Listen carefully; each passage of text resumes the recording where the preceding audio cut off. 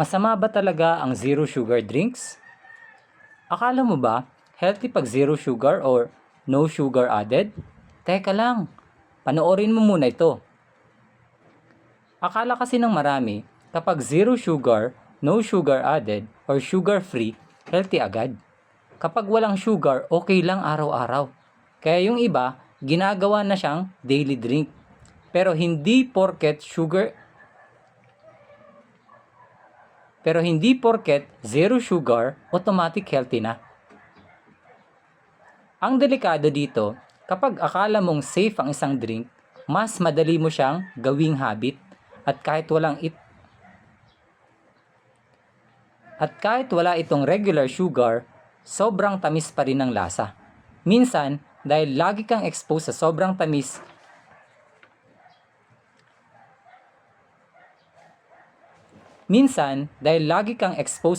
tamis, mas nasasanay yung dila at utak mo na maghanap ng sweet taste. Kaya, imbes na mabawasan ang cravings, minsan mas lumalakas pa. Mapapansin mo to sa mga usual habits. Yung iba, zero sugar drink ang iniinom kasi diet daw. Pero, kasabay naman, burger and fries. Yung iba naman, sugar-free drink sa hapon. Pero, pagdating ng gabi, grabe ang cravings. Grabe cravings sa chocolate or snacks. Yung iba naman, kapag nakakakita ng no sugar added, feeling nila automatic healthy na. Minsan sasabihin pa, "Doc, zero sugar naman to." Pero hindi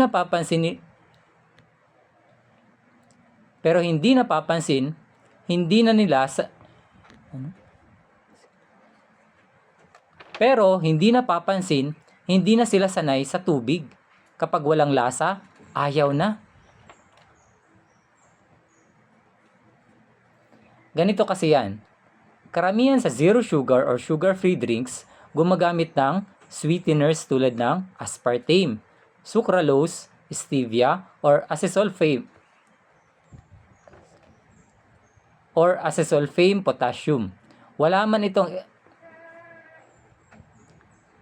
itong regular sugar pero matamis pa rin ang lasa. At sa ibang tao, kapag laging sobrang tamis ang iniinom, mas nasasanay ang taste buds sa sweet flavor. Kaya, hindi lang ang tanong kung may sugar ba o wala. Ang tanong din, nakakatulong ba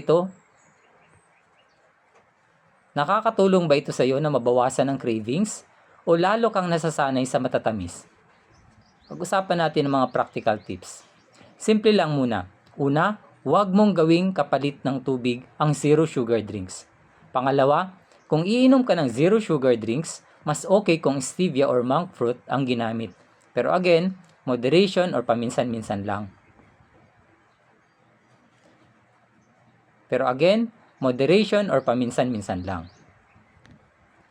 Ang mga inuming kadalasang ginamitan ng monk fruit or stevia ay yung mga herbal or natural juice supplements. Pero yung aspartame, sucralose at iba pa, yan ay mga harmful chemicals na matamis ang lasa at ginagamit na sweetener sa mga commercial na inumin gaya ng soft drinks and commercial juices. Ito ang hindi safe. Pangatlo, sanayin mo ulit ang panlasa mo sa hindi sobrang tamis. Tubig, unsweetened tea, fresh vegetable juices. Pang-apat, obserbahan mo sarili mo. Kapag umiinom ka ba ng zero sugar drinks, nababawasan ba ang cravings mo? O mas naghahanap ka pa ng snacks? Pagkatapos? Pero hindi ibig sabihin, mas masama agad ang zero sugar drinks kaysa regular soft drinks. Kung ang choice mo ay regular soft drinks na mataas sa sugar versus zero sugar drink, mas mababa talaga ang sugar load ng zero sugar.